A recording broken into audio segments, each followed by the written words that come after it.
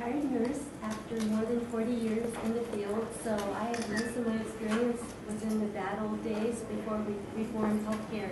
I participated in the fight to reform healthcare by campaigning for some kind of healthcare reform. We didn't specify what it was, but in 2007, 2008, we demanded that all of our candidates address the issue of healthcare reform.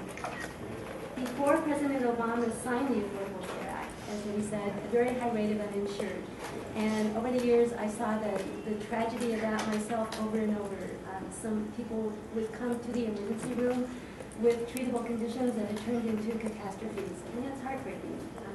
I'm not callous. I go home and cry, and I still do sometimes when I think about it. I'm so glad Debbie got the care she needed. Never right, Debbie's. Got the care she needed when she needed it. Never had to be dropped. Was able to complete her treatment. There was one time when I was canvassing in 2008, and a woman on the door was crying because her husband had passed away. She lost her health insurance. She was living in fear that her breast cancer would return and she wouldn't be able to resume treatment. And she was crying, I cried, we cried together, and I promised that as a healthy person, I would do whatever I could to make sure that affordable care, some type of affordable quality care would be extended to her if she could need it.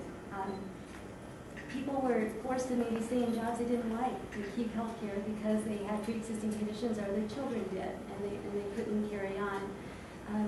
There's a story, these aren't specific people, it's more of a composite. I have to maintain privacy. If you can imagine driving to the emergency room and sitting outside with chest pain because you're afraid it's a heart attack, but you don't want to go in and incur, the $20,000, $30,000 bill. Thank goodness that man's life made him go in.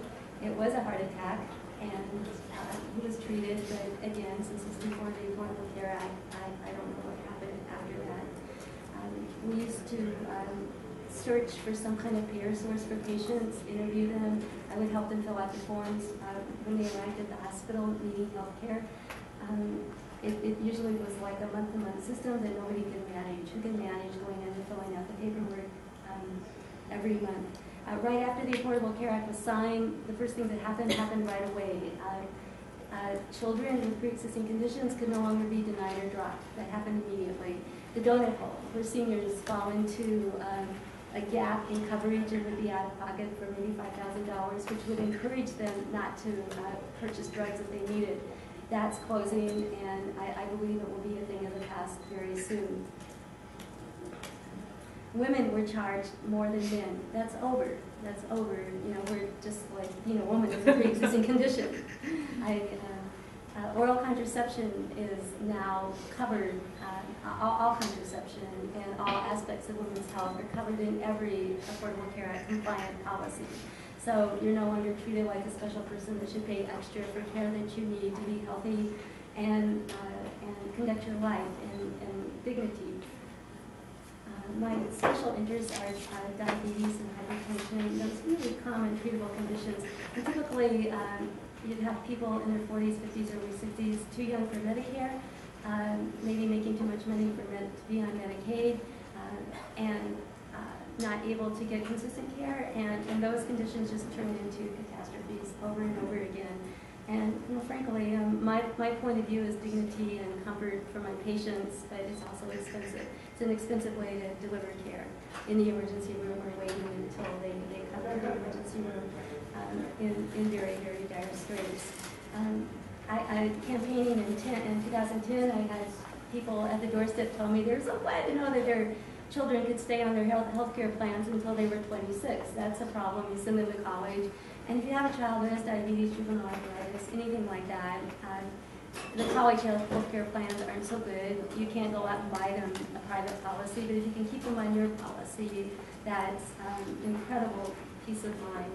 And I could go on. What the Affordable Care Act, I think, has brought to Nevada, the uninsured rate has dropped from 20% to 15.3%, 5% drop in less than 2 years, and we aren't done yet. We're still reaching out. The next open enrollment period starts soon, and I'm actually hoping to volunteer. Go out and help people get enrolled if it's possible to do that. I think at the end of the day, what we're seeing for my patients and the ones in the past. I'm sorry that they were sick before the Affordable Care Act. It's a matter of dignity and a basic security that I believe should be a human right. And that's what we brought, that's what we're working for. I'm going to fight as long as I'm able to make sure that we don't go backwards, that we keep moving forward and protect the Affordable Care Act. We don't need to repeal it as the Republicans want to do. Our candidates all are on the same page. We're going to go forward and we're going to maintain good health care for all of our citizens. Thank you. Thank